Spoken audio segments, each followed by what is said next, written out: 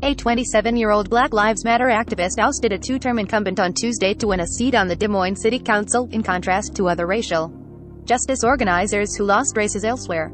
Indira Shoemaker earned 46% of the vote in Tuesday's election, defeating Ward 1 incumbent Bill Gray, who had 36% of the vote, according to initial returns for the nonpartisan race.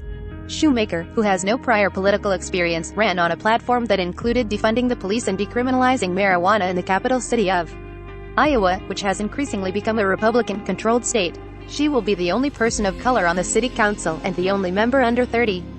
"We've been talked down to a lot by people saying, you can't win on defund. We said let's see if that's true," Shoemaker said in an interview.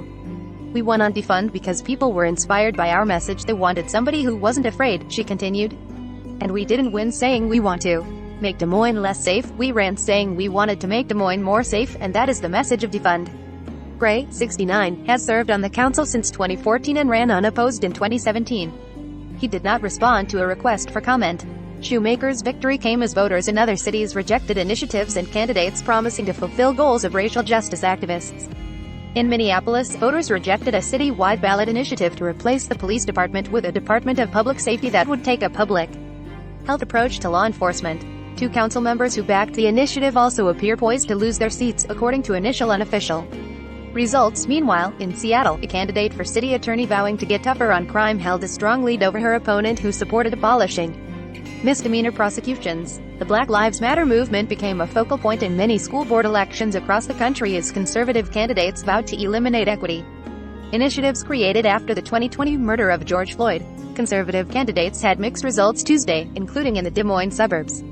Shoemaker hadn't attended a city council meeting until June 2020, when she and other Black Lives Matter activists tuned in through Zoom to push for an ordinance to ban racial profiling by the police department. She then became a fixture at council meetings and protests as an organizer with the Des Moines Black Liberation Movement, criticizing city leaders for devoting too many resources to police. She attributes her win to giving people a platform that got them excited to vote for someone, rather than voting out of obligation, and focusing on increasing turnout from neighborhoods in the ward where people typically don't show up for city elections. She had support from activists aligned with the Black Liberation Movement who knocked on doors in her ward. She also translated campaign literature into Spanish, Bosnian, Vietnamese, Burmese and Thai, according to the Des Moines Register. "I didn't look for big donors, didn't look for donations from developers, landlords, and I didn't get any," she said.